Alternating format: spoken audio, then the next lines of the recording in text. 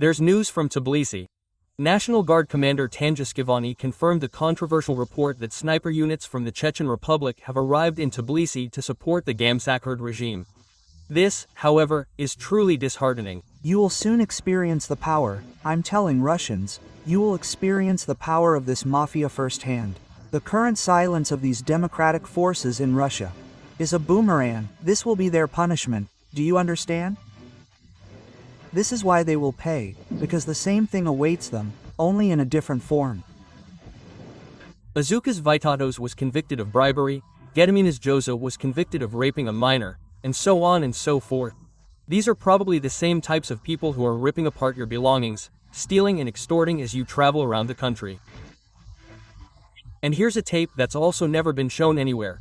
It's a scene from the funeral of a man shot at a customs checkpoint like this, shot by nationalists in front of his wife and young children. You, have been friends with Vladimir Kumar for many years. Yes. Listen, friend, you have good eyes. It's immediately obvious you're a good person, a decent man who has never done anything wrong. Ultimately, in 2006, Kumurin took responsibility for all existing criminal and political murders. He confessed to the murder of Galina Starovoitova, so that, God forbid, Putin's name would never surface again from the affairs of the 1990s. Hello, our time is paying out more and more astonishing documents. NTK Information Research has acquired an indignant request from People's Deputy G. Starovoitova. She is the woman who did everything in her power to ensure that today's nightmare would come true. The deputy was extremely outraged that they dared offer her a shared car when she intended to move to Moscow. She simply needed to work more closely with all the contradictions that exist there. Well, for example, we need to infiltrate people there. Where? Into the inner workings. We need to work with journalists. We need to work with politicians. We need to buy them. For lovers of chanson and criminal romance. Those who owned or managed businesses in St. Petersburg in the 1990s and 2000s, and who didn't initially have protection from the company, were bound to face corporate raids. We already covered Vladimir Kumurin-Barsakov's 2006 revelry. That was the year a wave of corporate raids swept through. Having risen to the position of night governor since 1994, over corpses, having killed half the city, having seized half the city's property, Kumurin only needed legalization. And this legalization was provided to him by Nevzorov. I like how the company hangs on the silly listeners in the staged program, To the Guys About the Little Animals, in which a boy named Dud, his mouth intellectually open, asks Nevzorov questions. A little about Chechnya, a little about this and that, and Legonechka about Kumurin. When Nevzorov, in the pose of a ballerina, spinning a fouette, crouched down to answer an innocuous question, I blessed the screen showing it. You were friends with Vladimir Kumurin for many years. Yes, they call him the leader of the Tambov organized crime group. How accurate is that? Well, they call him accurate, of course. Of course, that's true, but I just don't know to what extent they were an organized crime group. Because I didn't delve into it. I was absolutely not interested in the criminal side of these, in my opinion, very worthy people. Crime news, the tattooed, bloody paw of criminality that no one has yet been able to cut off. For now, he's still groping around, as if by touch. But real showdowns are beginning, and directors and presidents of various companies are increasingly dying under knives and bullets. Igor Anatolievich Biankin, director of the joint stock company Polius, was kidnapped by bandits who set conditions. The ransom was 100 million. Biankin was forced to sign a blank payment slip, and then killed anyway, strangled, and taken to the outhouse of a secluded gardening community. It's known that the director begged for mercy for several hours. These kids, who received 2 million rubles each for carrying out the operation, were adamant. They killed him. A little later, considering that the deputy director of a joint stock company generally knows too much, it was decided to take him out too. The deputy director's opal was mined, and so cleverly that the bomb squad had a hard time finding the way. Nowadays, in the world of St. Petersburg business, everything is pretty clear-cut. If you can't protect yourself, you die. Whether you're big or small, it makes no difference. Either you have the strength and the guns, or you're dead. And this life in St. Petersburg brought us together, brought us closer, and I can say that Nuno is an absolutely brave, noble, and honorable man who has never done anything wrong. Criminal investigation took down the gang leader and his accomplices incredibly quickly. Judging by their style, these guys are very tough, and Biancan is not the first to commit makruha. Anyone who identifies him is asked to call 278-278. Criminal investigation guarantees anonymous reports. He did not do anything to you or anyone else. I don't know a single nurse he's harmed. I don't know a single librarian he's robbed. Yeah. I don't know a single pensioner he's harmed or trampled. And the relationships between mafia figures? Well, let's not get into that. Another murder today, right next to the Leninsky District Executive Committee. A bloody paw is prowling the city, sometimes raking in millions, sometimes grabbing a few vegetables and groceries. Killed for this bag of oats, which contained practically nothing, was Viktor Fyodorovich, an old man from the siege of Hockey, a worker at the Red Chemical Plant, a wonderful man, killed practically at the doors of the executive committee in a crowded place. The newspaper, Reklamash Chance, which makes its employees capital on sperm and blood. The first advertiser of prostitution, the most wretched, dirty, and infectious of all prostitution, can rejoice. They have drawn many people into the dirty sex trade, pimping. This is a sweet young lady with a child, a telephone dispatcher for prostitutes, taking orders for, and delivering them to the owners. The owners set up shop in a dry cleaners and turned out to be cadets from the Komarovsky Higher Military Engineering Construction School. These cadets supplied prostitutes, simple, impoverished St. Petersburg girls, to Caucasians and entrepreneurs. Since late 1989, when Molchanov presented the 600 Seconds program to the entire country before and after midnight, Nevzorov was the main source for crime coverage and the horrors of our town. Unfortunately, not all viewers in our country know what the Leningrad television news program called 600 Seconds is. In my opinion, it's one of the best news programs in the country. And now, as we promised, 600 Seconds is visiting before and after midnight. The record set by Sergei Akimovich is to some extent typical for people leading such a lifestyle, but at the same time, it's unique. The year is ending. Are you planning to break your own record next year or lower it? Of course, lower it. Crime coverage has become a bit macabre, but it can't be that way. Another murder, and again with dismemberment. The body parts were found in the basement of a house on a Turkish stove. To the unfortunate Soviet people, stunned by crushed heads, brains, dismemberment, prostitutes, maniacs, dug up graves with corpses lying around, cannibals. Nevzorov showed it all with relish. Crime Chronicle, Leninsky Prospect, Building 163, Courtyard. It happened on Friday, and today, finally, the results of the investigation are in. Early this morning, janitors discovered a man's tightly packed body in a dumpster. Next to the dumpster are old sleds and a sled, stained with blood, on which, apparently, the dead man was transported to the planting site. The goal is to mortally intimidate, plunge them into despondency and hopelessness, castrate their will, and make them understand that they are second-class mammals at this feast of life, and should be glad they haven't been buried alive, having been robbed of a room in a stinking communal apartment. Hello, today, we can, in a certain sense, sum up the nightmarish results of the past month. 34 murders were committed in May. The killings are taking place everywhere. In apartments, in rooms, in attics, in gateways, and on the streets. Nevzorov, while seemingly exposing vices and criminal gangs, ultimately became the one who brazenly and openly granted immunity to the parliamentary group that had triumphed after 10 years of criminal warfare, leaving corpses all over Nevsky Prospect and the rest of the historical center of the cultural capital.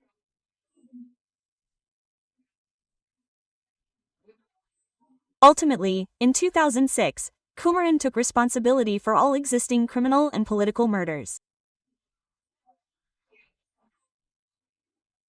He confessed to the murder of Galina Starovoitova, so that, God forbid, Putin's name would ever surface again from his dealings in the 1990s. He then retired for 24 years. Apparently, he's vacationing in a beautiful place and, as is customary, enjoying a luxurious vacation. The office even organized an epistolary show, inspired by the Dostoevsky works of Kumar and the satirist Shenderovich.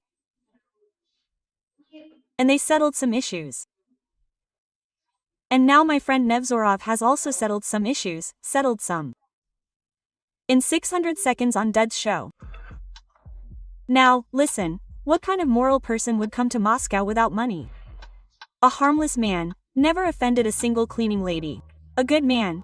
As Frunzik McCarty-chan said, what kind of moral person didn't kill in the 90s? Well, things got a bit shaky, and then a city guy, Sasha Nevzorov, shot him. He's gifted, with a well-developed sense of black humor, and has no connection to the office, not even a small office, but he gets his hands on such information and penetrates such inner sanctums, hosting a program every day.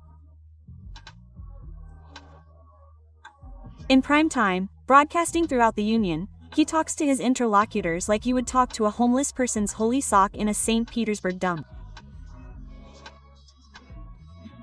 He made his way up the ladder because he was inquisitive, resourceful, and interested in the world and its hidden sides. Then there's the terrifying excavations in Shuvalovsky Park, where they were searching for buried children. One of the main cycles of seconds is reports from the Russian People series, and the fabulous, unimaginable, and invincible essence of Rus, despite the poverty, blood, and grief. The seconds feature about 15 people, professionals, including SBSN, special-purpose film crews filming in all conditions. Some have been nominated by the government of Transnistria for military orders and the Collegium of the Cross for Truth and Courage, the only reporters award for high degrees of the Reporter's Cross. People who have fought from the trenches of Transnistria to the empty, abandoned villages of the Vologda region. Among these birds, information intelligence units are capable of conducting any operation and obtaining any, even the most classified information, at any level. I know several with a sense of humor who are also interested in some of the world's hidden secrets, and they have long since become interested in other things. They were trained and interned at the Southern Cemetery in St. Petersburg, where they studied and interned at the grave's bones. He, incidentally, also went to the team in 2003, with Kumarin's help, to inquire about his clients.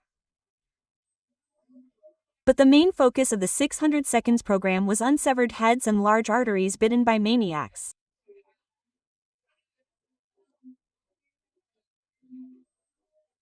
This was so that Soviet recyclables would be distracted from their swill-soaked orbits and hear the main point. Did they really not understand the company's technology, taught by an old butcher trained on the corpses of Lithuanian partisans?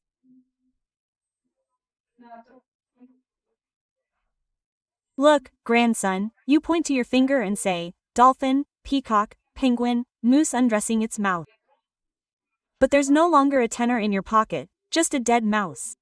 Azukas Vitatos was convicted of bribery, Gediminas Jozo was convicted of raping a minor, and so on and so forth.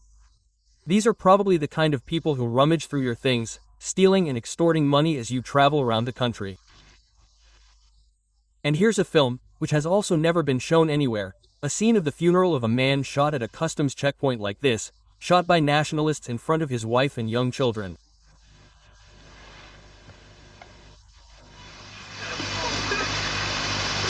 Can we see the NTK 600 film?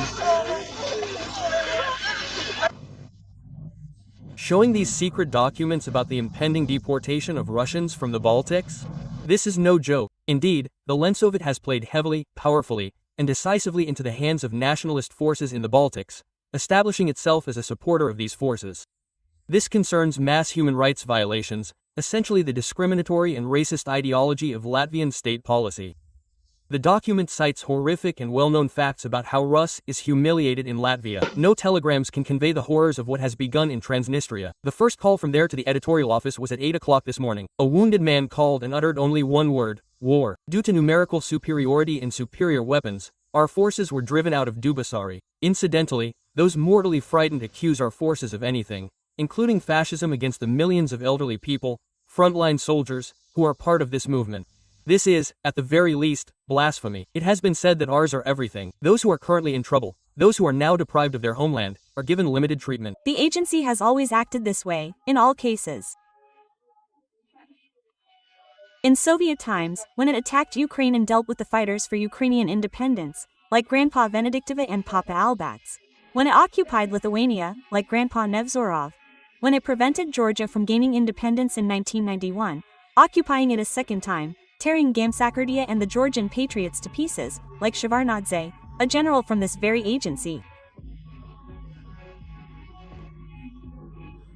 And in the democratic New Russia, when they were preparing a takeover and placing their journalists as editors-in-chief throughout the entire editorial staff.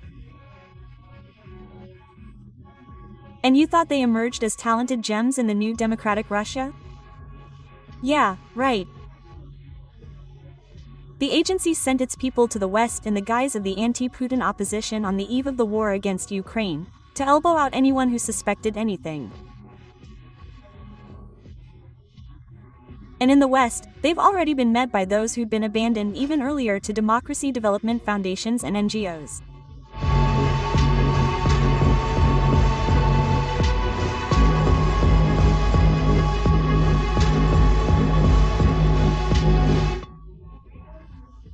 Yesterday in Strasbourg, the Parliamentary Assembly of the Council of Europe adopted a historic resolution, marking the first stage in Europe's approach to Russian civil society. The process of forming a platform of Russian democratic forces within the Parliamentary Assembly of the Council of Europe will begin soon. This decision is the culmination of many years of consistent work by the Free Russia Foundation and many other initiatives.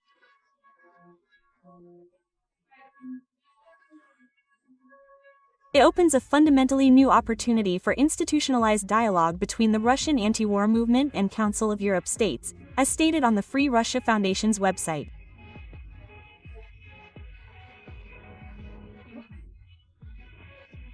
And so they pose for photos in front of a blue banner with the logo on human rights in the countries of the European Union, mentally giving you the middle finger. Pass is ours, right to the sports lottery. Outraged people write and write to me. These scoundrels deserve prison time. They shouldn't be allowed in, but they're being welcomed in the pass and allowed to lead the institutionalization of dialogue. The democratic Russian opposition with the Council of Europe states. Khodorkovsky, Elena Lukyanova, Natalia Arno, a cash box or a trust fund for all good Russians at the State Department. Who else is there? Milov, Karamirza, Oba Dva Gudkova, Martinov, who's in Novaya Gazeta Europe. And so the indignant people write, what are you talking about? There's a Chekist after a Chekist, and one after another, chasing after another. Quote, yes, we see, so what? Dude or Karpenko, with their intellectual expression on the facade, should ask Nevzorov about this next time. And Chipe, with the voice of a grown-up hairdresser instructing a hairwasher, has long since lost his talent for black humor. Well, it'll do for raw material in octal format. He'll throw out something on the level of toilet chanson, something that will make old maids drop their pearly phones, blush, and stop pursuing the topic. By the way, where is Yulia Navalnaya in the group photo? Don't worry, Navalnaya is in the budget. You'll get tired of seeing her with her fingers folded in an asymmetrical Baroque composition. Her cheerful laughter is so funny that economists send her to the lawyers, and the lawyers to the economists. That's how fun it is to build the beautiful Russia of the future. I was sitting with the economists, and they said, here, we need to go to the lawyers who are working on constitutional reform. And today, when I was sitting with the lawyers in the constitutional reform group, they said about the same issue, okay, we won't deal with this, we won't deal with this. The economists will probably handle it. Quote, don't be fooled by the fact that naughty Yulia is not in the photo. Look who's watching with the gaze of a trainer, who's monitoring the spending of funds, who's watching like the hound of Baskerville over the funds. Many federal matters seem to reflect real law and the state of affairs.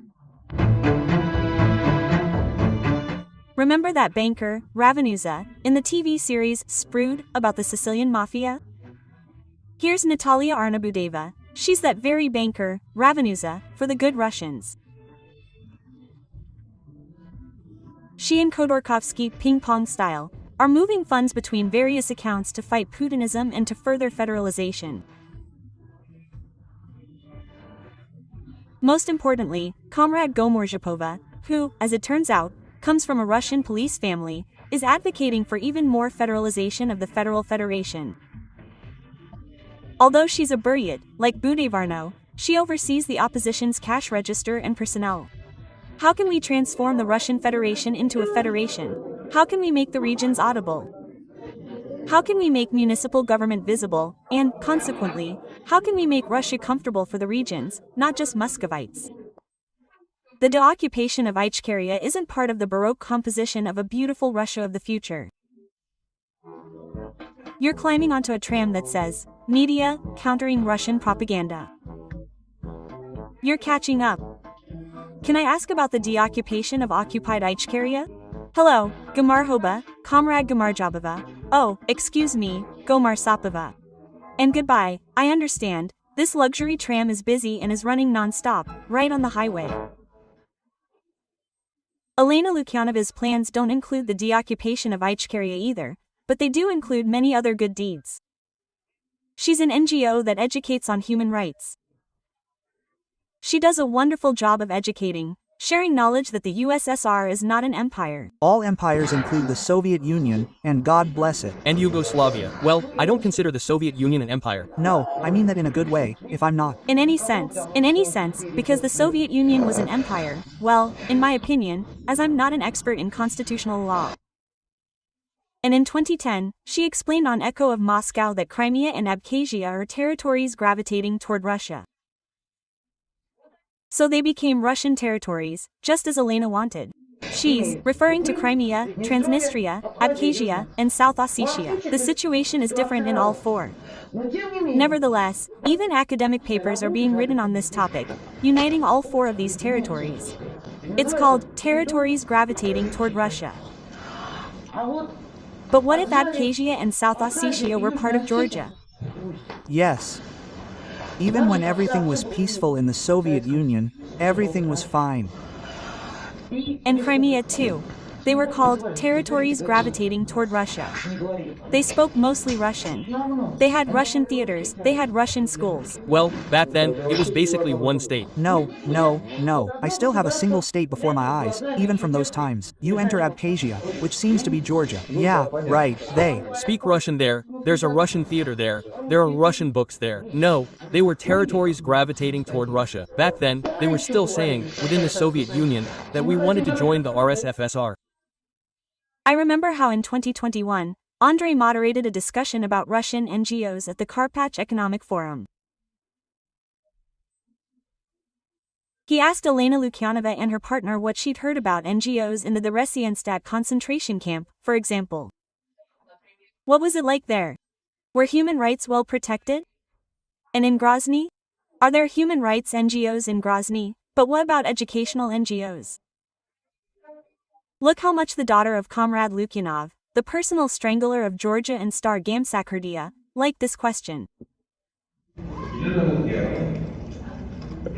Elena Lukna, a professor at the newly established Free Russian University a year ago, and Olegsky, her colleague, survived from the Free Russian University. In the Czech Republic, I'm from the Czech Republic, there's a town called Drezy. And in that town, a famous NGO was founded. It was founded by Geleks. It was called the Union of Jewish Youth. These people played football, played orchestras, and even had their own Jewish theater. European filmmakers filmed all of this, and even made a movie called The Führer Gives the Jews a City.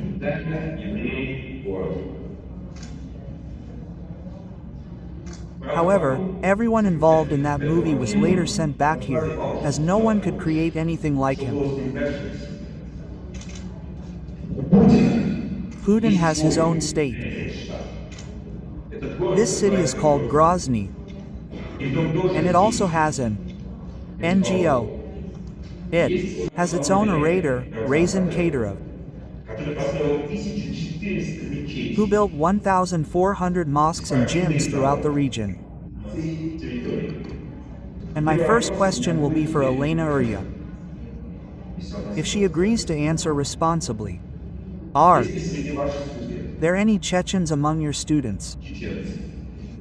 And where do they live now? In Russia, in Chechnya, in Europe? And what is your organization, which you represent, doing to ensure the existence of the Chechen Republic? We have students, but our plenary session's topic is a little different. I think we should still talk about the role and significance of NGOs and the overall impact of the state of legislation in NGOs. We had a report about a story about a study of Russian in Kov. We need to talk about this. And in the end, perhaps we'll get to the question of how we educate Chechen students, where they come from, and where they are. Thanks, guys. And the second person who wanted to ask now is Irina Lushina. Well, actually, since then, Andrei and I have been blacklisted everywhere, including the terrorist extremist list. And complaints have been filed against us in every possible office, including, probably, the sports lottery. Yes, Alina's dad was such a Man, you all should strive to be like him. He, as it later turned out, stole by the carload. Now, about things and events that are, however, more pleasant, the courageous Polya publishing house has come forward, releasing a collection of Anatoly Lukyanov's prison poems. When Shevardnadze Gorbachev and Papa Lukyanov launched an operation against Zita in 1990, and to make sure no one would guess, that is, Operation South Ossetia, they sent specially trained people from Moscow to create a struggle for the freedom of the Ossetian people from fascist Tbilisi. It was exactly the same operation as Operation Donbass, which was fighting the fascist Kiev regime. So, at Sviat's invitation, a special commission of deputies of the Supreme Soviet of the USSR arrived in Tbilisi. The commission assessed the situation and adopted a resolution that the conflict in South Ossetia was political in nature, not ethnic. But then, as you remember from the song OBG, Master Lukyanov enters the picture, chairman of the Supreme Soviet Anatoly Lukyanov, with his Lukyanov doctrine. The poet takes a quill pen in his calloused proletarian poet's hand, dips it in ink, and writes a resolution that no, the conflict is ethnic. And a similar resolution condemning Gamsakardia's policies and ethnic cleansing was adopted by an all-union rally of Soviet anti-Sovietists in Prague in 1990. Just look how carefully Comrade Shevardnadze carried a crystal vase of USSR assets to Comrade Lukyanov. It's a common fund, after all. Save Georgia for us, Comrade Verdnadzes. Georgia. Elenochka asked for tangerines. No one's planning to attack us from that side, anyway. Who knows? Never say never. Oh well, so he's a terrorist, don't attack. Well, these are our markets, but they're not markets anyway. If we invest there, of course, Abkhazia is a fantastic territory. Resorts could be developed there. There are all sorts of tangerines and other things there. Well, of course, but we need to invest, but he doesn't want to invest either. Well, apparently, we'll have to. Our correspondent from the Abasha district, not far from Zugdidi Gruzhes, reports that clashes are periodically breaking out between Gamsakarda's supporters and opponents. A civil war is flaring up, blessed by the ousted president. One wonders if the ouster of every democratic leader will end in civil war. Probably so.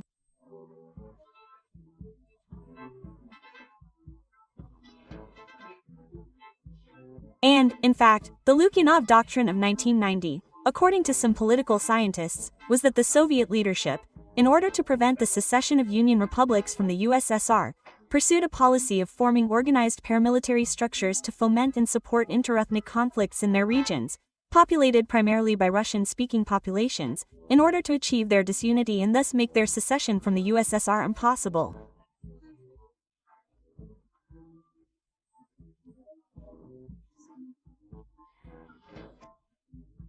These regions included Transnistria and Gagauzia in Moldova, Abkhazia, Adjara, and South Ossetia in Georgia, and Nagorno-Karabakh in Azerbaijan. Lukyanov helped push his doctrine through the KGB and the USSR Ministry of Defense. This facilitated arms deliveries to South Ossetia, the creation of separatist public organizations, and paramilitary formations. The doctrine proved effective and ultimately led to Transnistria, Abkhazia, South Ossetia, and, under Putin, the Donetsk and Lugansk republics.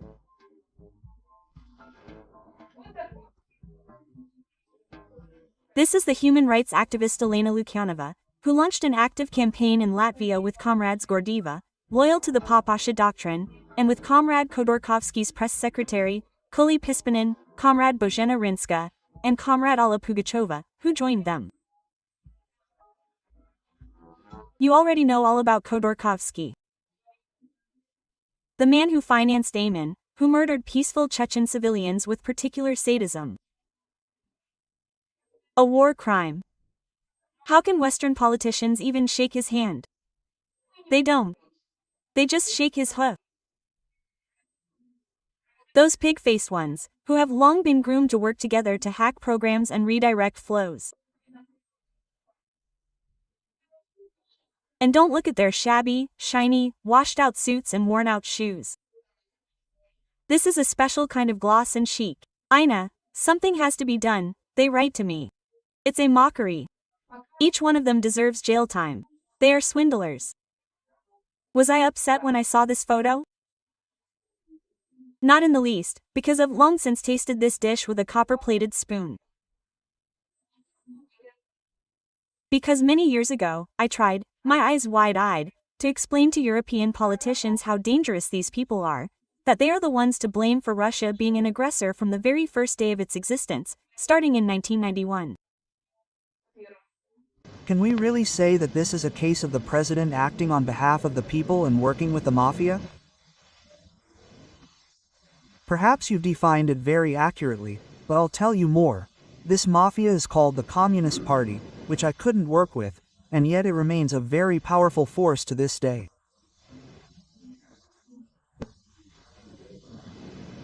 There's a party mafia, which, like you, is the core of it all, the driving force, holding capital, power, weapons, and everything in their hands. And this mafia mobilized the criminal underworld. Something unprecedented happened in Georgia. Such a thing has never happened in human history. The criminal underworld rose up, overthrew the official government, state power, and seized power itself. You see, this is a victory for the criminal underworld. The criminal underworld and the communist mafia united, you see, formed an alliance against me, against the state power. And they did it. You probably don't know that 90% of prisoners from Georgian prisons were released within 3 days and enrolled in their so-called guard. 90% of criminals, especially young ones, and even older ones, weren't released. They released all the criminals up to 40 or 50 years old, recruited them into these gangs, and that's how they achieved all this. Do you understand? They all started before Perestroika. All were office workers or party members.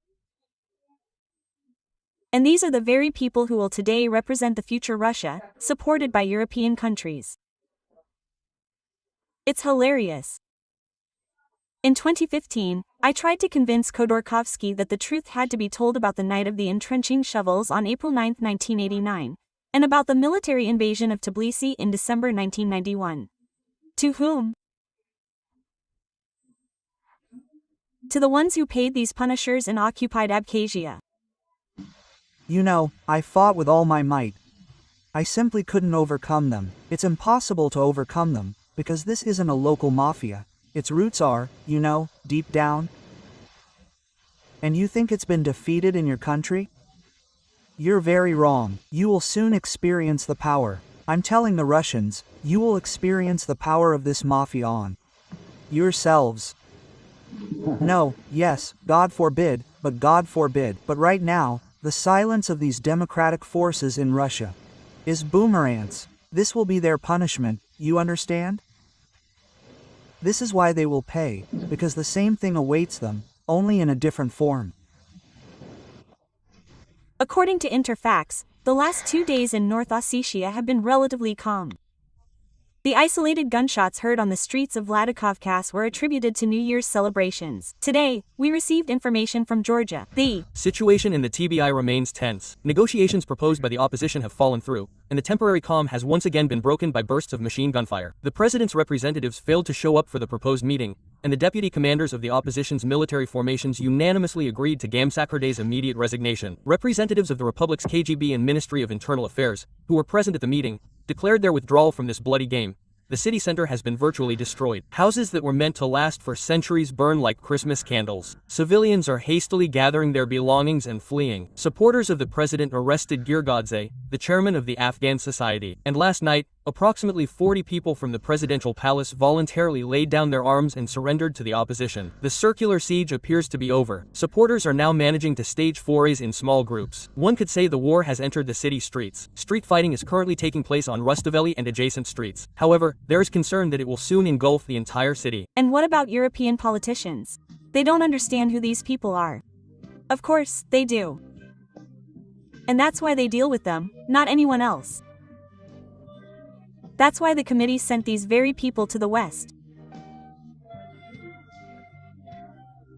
These people viciously pushed out everyone not in their warm circle, but also those who welcomed them on this side of the river, so to speak, also people from their strong and reliable connections. Those who extended a hoof to Khodorkovsky and signed a deal with him to slurp from the same trough. Everyone is happy. The bride may resist, kick, even bite, but believe me, all this is a very ancient, beautiful custom. The assets of Russian Federation, its fixed assets, its property, are an extremely expensive crystal vase, and it must be handed over so carefully as not only to avoid breaking it, but also to avoid spilling its contents. We are now preparing for the next transfer of this precious crystal vase, taking into account the mistakes of all the previous ones. Operation Successor is coming. During the last perestroika and the collapse of the USSR, there were watchmen to ensure that, God forbid, not a drop spilled from the crystal vase. Democratic elections, the restoration of statehood, the deoccupation of various countries, blah blah blah. Go ahead, write slogans, hold rallies, lie down under tanks and sapper shovels. It will even be spectacular. It will go down in the history of people's struggles for liberation, and our independent, free journalists will passionately report on it. From Moscow, of course. On the main issues, imperial, sovereign, state, there is complete unanimity among all. Gamsakardia, a scumbag and a fascist. What's going on in South Ossetia? Shooting from fascist Tbilisi into Ossetia continues. The press service of the president of Georgia issued a surprising statement. It says that the city of Skinvali in South Ossetia is not being subjected to artillery or rocket fire. And Nevzorov just recently revealed a secret. The Georgian position at the dance near Lubyanka on December 27, 1991, appealed to Yeltsin to send troops to Tbilisi and save democracy from the fascist Gamsakardy. Do you know after what? Guess the tune. No, you won't. After Chechen snipers flew to Tbilisi to help Gamsakardy.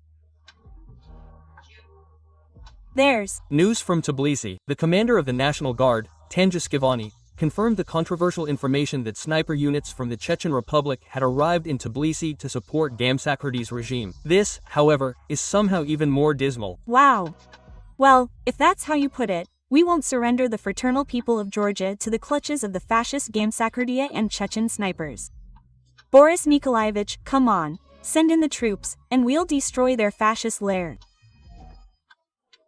Who actually arrived? And what did the person who arrived on Jahar Dudayev's behalf with a negotiating mission write about it? We've already published who was part of the Chechen Republic of Ichkeria's government delegation.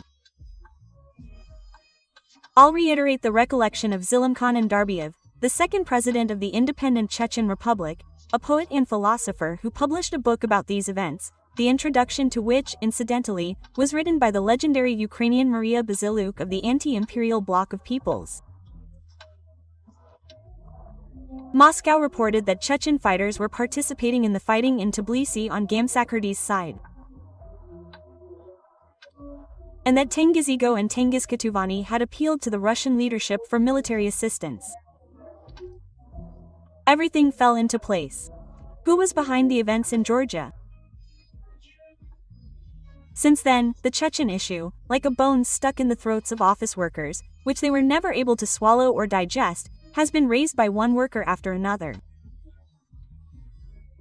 And the bone is not there.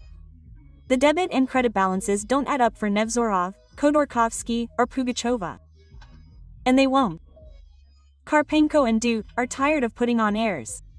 Oh, wow, what are you saying? And Gordeeva's tear-stained eyes flare. Do Dave, wave at me, wave. She said it with water. And poor Karpenko wiped a hole in his phone with his chubby finger. Dut's mouth drooled. But everyone's confused. Is the Chechen victory good or bad? If it was good, why did they sell it out? And if they sold it out, why did Khodorkovsky send Amen? And the BMP? If Pugacheva is so upset that she couldn't persuade her friend Yeltsin not to kill Dudayev, then why did she dance the can-can in the Kremlin with the cops in 2000? At the moment when Khodorkovsky paid cops were killing civilians in New Holdings. Was she tortured? Gordeeva, how could you not ask Pugacheva about torture? Who else was tortured among those who concealed the truth about Yeltsin's Russia's invasion of Georgia and Chechnya? Radio Liberty journalists. Maybe. God, how many journalists have I met along the way who have been tortured? It turns out I didn't see any signs of torture, but I did see other signs, a sense of well-being to the point of a pig's squeal, and a cowardly, pig-like gaze fixed on me, a man who simply came to them with a question. Tell me, what was that anyway? Why were we killed? For what? We hoped for so long that the civilized world would intervene, because the world couldn't know what they were doing to us. Carino and the sadistic Hydrion on the lifeless ruins. And not to intervene. That doesn't happen. We've read the books. Criminals are punished. They will definitely come and save us. They will restore the good name of Sviad, help rebuild the city, begin to sort things out and punish the guilty. But then 10 years pass. Shvarnit, his killers only plunge us into an even deeper hole, into the grave. And then, when I manage to get out, it turns out they think God knows what about us. It turns out they carried out a noble human rights procedure on us, a denunciation. How wonderful! And I'm learning this not only in St. Petersburg. I'm also learning this in Prague from Radio Liberty and from all sorts of human rights activists. This isn't a dream. But Ziyad spoke about exactly this back then, as in yet another letter to U.S. Secretary of State James Baker. How can you continue to contact Georgia through Moscow? And now, 30 years later, it's all repeating itself. Everything ZVIT fought against is exactly what I'm fighting against.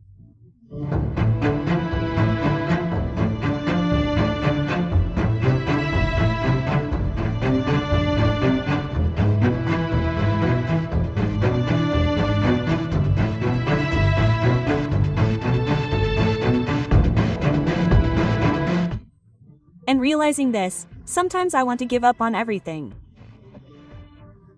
Why am I wasting so much energy and nerves explaining this?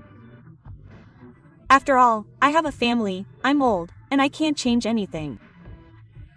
This is a huge mafia that has long since determined, sought up, and distributed everything. It has no emotions, they are invulnerable and unsinkable.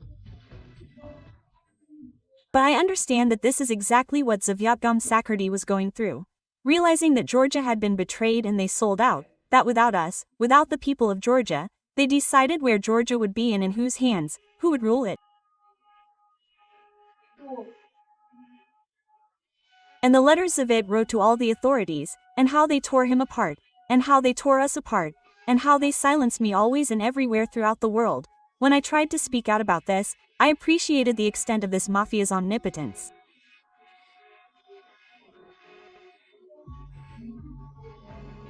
But even understanding this, I cannot betray this man Zavid, the only one in my life I voted for. Georgia betrayed. Only a few people remained loyal to Zavyata. And understanding that there was only one people, the Chechen people, who did not betray the truth, did not betray Zavyata, they envied Georgia. And that there was a great man, President Jahar Dudayev, whose name his killers are trying to speculate on today. Therefore, I am with the Chechen people and only now understand that this is exactly what my Ukrainian grandfather went through. By the way, October 4th, his Memorial Day, is when he died from his wounds, hit by a car.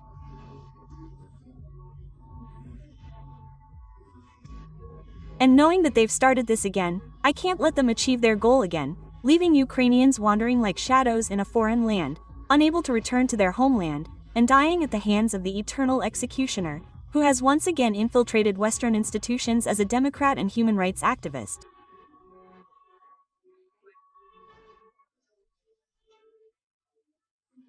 And the Ukrainians who miraculously survived their special operation will be gathering themselves again abroad in 100 years. That's why I won't give up this hopeless task of resisting this evil. At least it allows me to maintain my self-respect and not sink to the level of arthropod reptiles. This footage shows Vladimir Kumarian Barsakov's 50th birthday celebration. You're seeing a real gangster get together.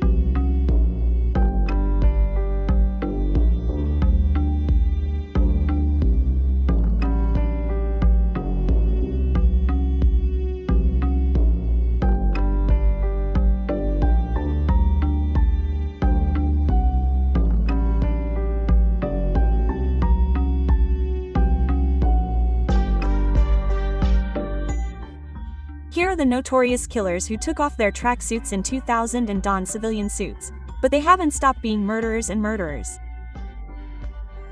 Alek Taiwanchik is also here. He is mentioned in Russian and Western media as one of the most powerful criminal authorities in Russia. Felix Komarov is also here. Robert Friedman, in his book, The Red Mafia, How Russian Crime Took Over America, claims that the FBI names Komarov as the right-hand man of the thief-in-law Ivankov, a Yapanchik, and believes that he is connected to the Russian mafia in the United States. And here is Sergei Anatolievich Mikhailov himself, a Russian businessman who is considered one of the most influential representatives of the criminal world, nicknamed Mikas. Since the 1980s, he has headed the Solantsevskaya organized crime group. Therefore, one must watch these footage with the understanding that this is not an ordinary corporate party for collective farmers, but a gathering of crime bosses. And Nevzorov, raising a glass to Vova's generals, does not mean a metaphor or an allegory,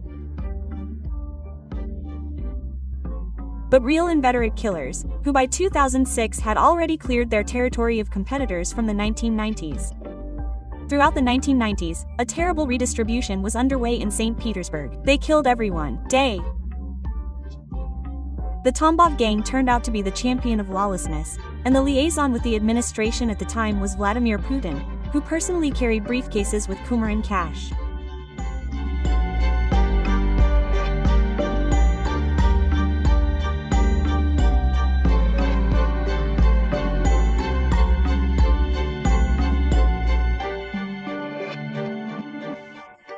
"50 years is a good reason for us all to meet.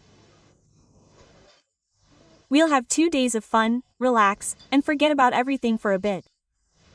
Well, you understand perfectly well that after this song, Alexander Nevzorov should speak. So, I think that's what we'll do. But I'll introduce him sincerely and cordially, because, firstly, he's a fellow countryman, a respected fellow countryman, a wonderful journalist, and we know perfectly well that the toast won't last 600 seconds, but nevertheless, we understand what we're all talking about. Let's welcome him and ask him to say the floor.